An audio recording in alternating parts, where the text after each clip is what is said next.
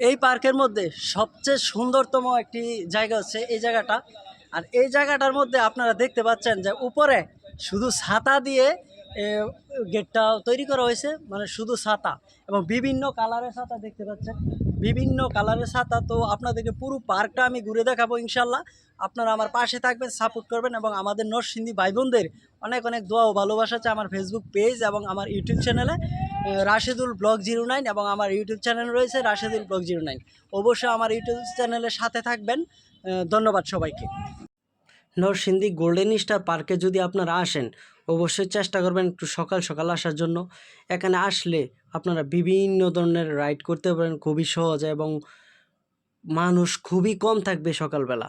আর এখানে বিভিন্ন ধরনের রাইড করতে পারেন, তবে এর মধ্যে নৌকা রাইডটা অসাধারণ একটি জোশ লাগে।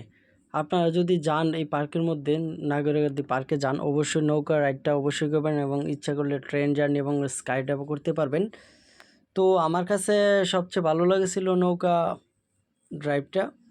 তো আপনারা ইচ্ছা করলে এখানে আসতে পারেন মন ভালো করার জন্য। একটি অসাধারণ একটি জায়গা বলতে পারেন, বিনোদন, আনন্দ, সময় কাটানো সব কিছু মিলিয়ে। তো আমার কাছে খুবই ভালো লাগছে। আপনাদের কাছে কেমন লাগে জানি না, অবশ্যই কমেন্ট করে জানাবেন যারা আসবেন বা আসছেন। অবশেষে আমি যেটা বলতে চাই, আমার কাছে খুবই ভালো লাগছে এই গোল্ডেন স্টার পার্কে গিয়ে। যারা গোল্ডেন স্টার পার্কে যাবেন অবশ্যই ভালো একটা সময় নিয়ে যাবেন, কারণ অল্প সময়ে ঘোরাঘুরি করা তেমন একটা মজা নাই। আপনারা যদি একটু সময় নিয়ে যান অবশ্যই আশা করি অনেক ভালো লাগবে এবং সময় দিতে পারবেন। এখানে বিভিন্ন ধরনের রেসিপি রয়েছে, ফুডস, বার্গার, বিভিন্ন ধরনের খাবারের আয়োজন রয়েছে, যা আপনারা খেয়ে মজা পাবেন এবং সময় দিতে পারবেন। তো আমার কাছে খুবই ভালো লাগছে এই জায়গাটা। যদি সময় পাই ইনশাল্লাহ আমি আবার যাব এবং সময় দিব, কারণ জীবনে সব কিছুই করা দরকার আছে।